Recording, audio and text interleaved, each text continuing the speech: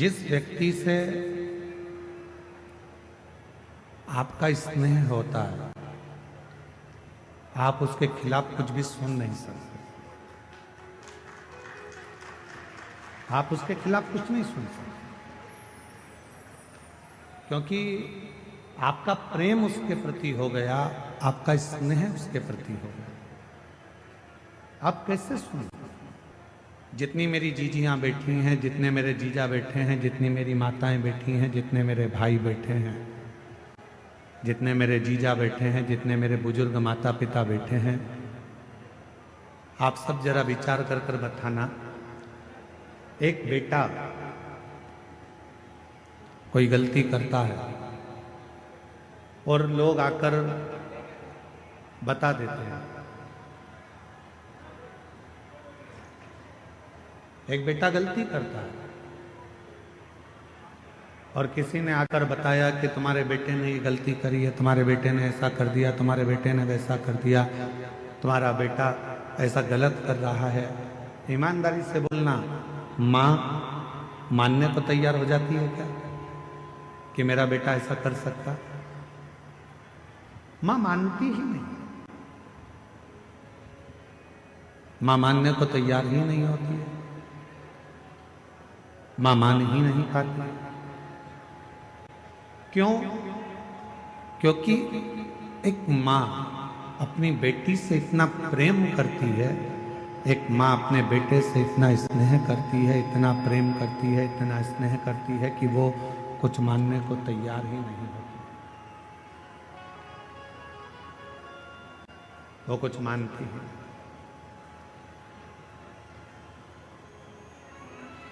प्रेम जब बहुत ज्यादा मात्रा में बढ़ जाता है, स्नेह बढ़ जाता है, तो हमें अवगुण नजर नहीं आते, हम उसमें केवल गुण ही देखते हैं।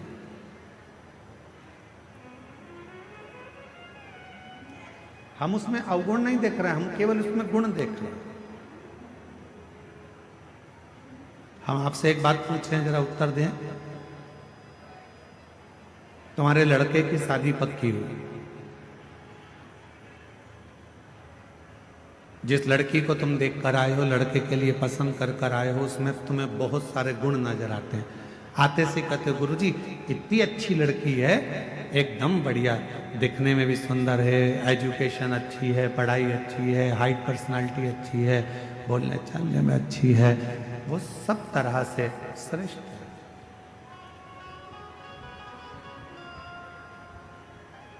क्यों? क्योंकि आपने उस लड़की में गुण ही गुण देखे, इसलिए आपको उसमें केवल गुण ही गुण नजर आ रहा है, केवल गुण ही गुण नजर आ रहा है। और कुछ समय के बाद जब लड़की शादी कर कर आपके घर में आ जाती है, विवाह कर कर आ गई, 2-4 साल निकल गए, फिर उसके सारे गुण कहाँ चले जाते हैं?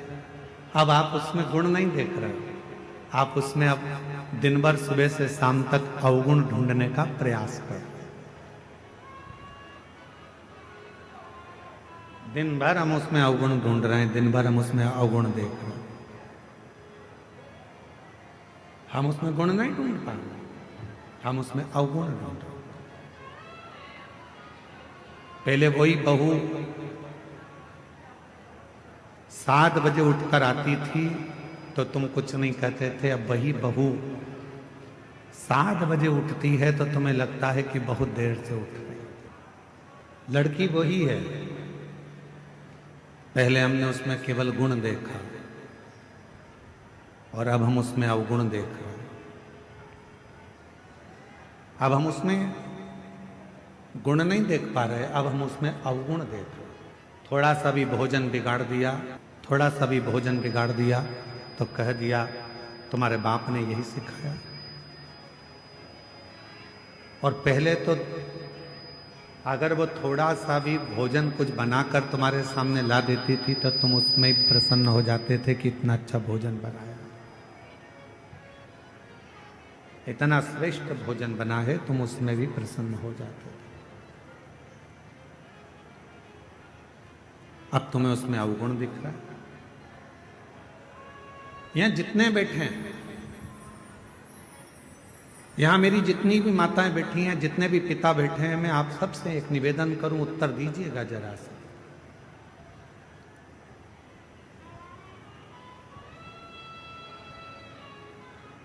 तुम्हारा दामाद, तुम्हारी बेटी का पति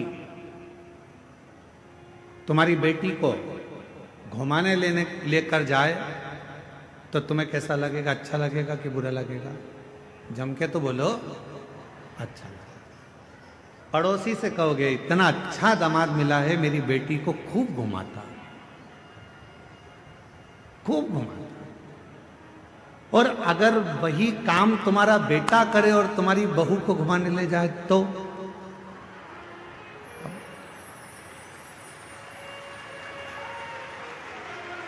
विचार करो। दामाद बेटी को अगर सोने की, तुम्हारी बेटी को सोने की रकम दामाद दिलाए तो मेरा दामाद हीरा है। अभी दिवाली पर उसने मेरी बेटी को सोने का हार दिलाया, रानी हार दिलाया। और वही काम तुम्हारा बेटा करे और तुम्हारी बहू को सोने का हार दिला दे तो तुम्हारा भगोने जैसा मुंह हो जाए। जैसे तुम्हारी बेटी है वैसे ही तुम्हारी बहू भी तो किसी की बेटी है, वो भी तो बेटी है।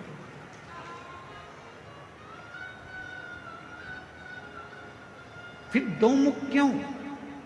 फिर दो विचार क्यों? फिर दो दृष्टि क्यों?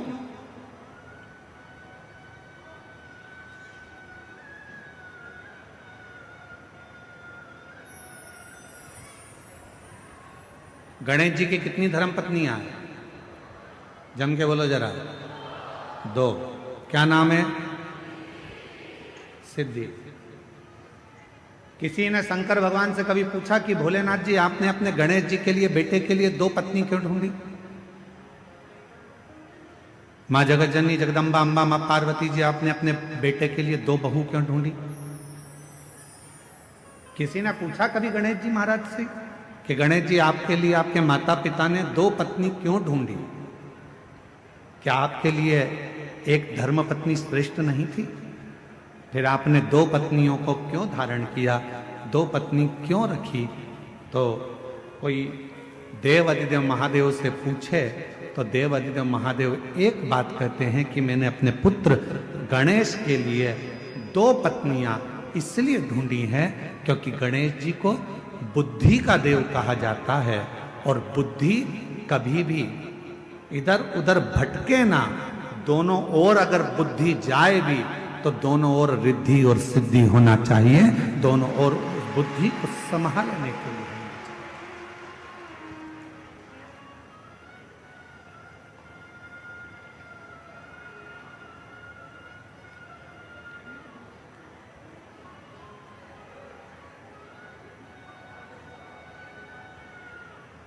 दो दृष्टि नहीं रखना।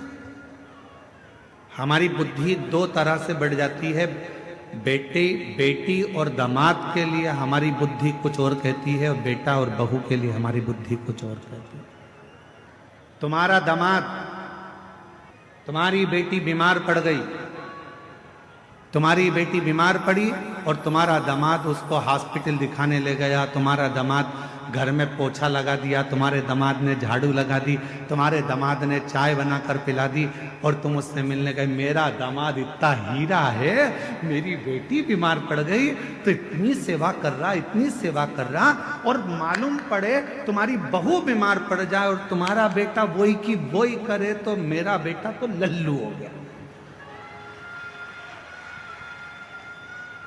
दिन भर उसमें लगा।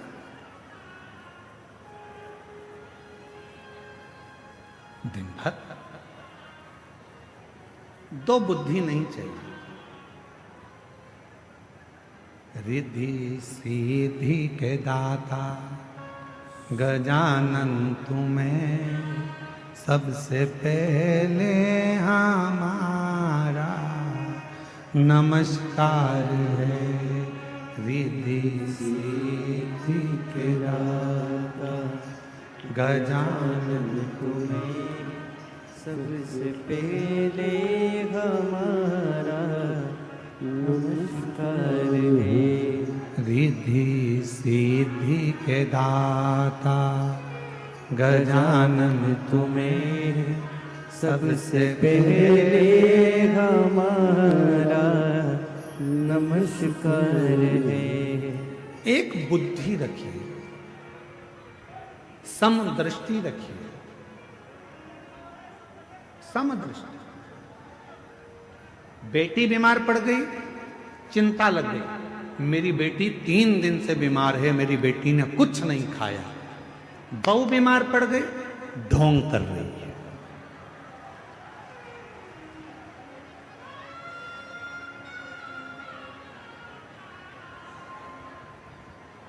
दो बुद्धि नहीं चाहिए,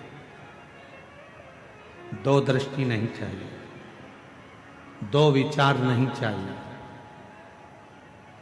एक मन, एक बुद्धि, एक चित्त, एक विचार, समभाव होना चाहिए। सम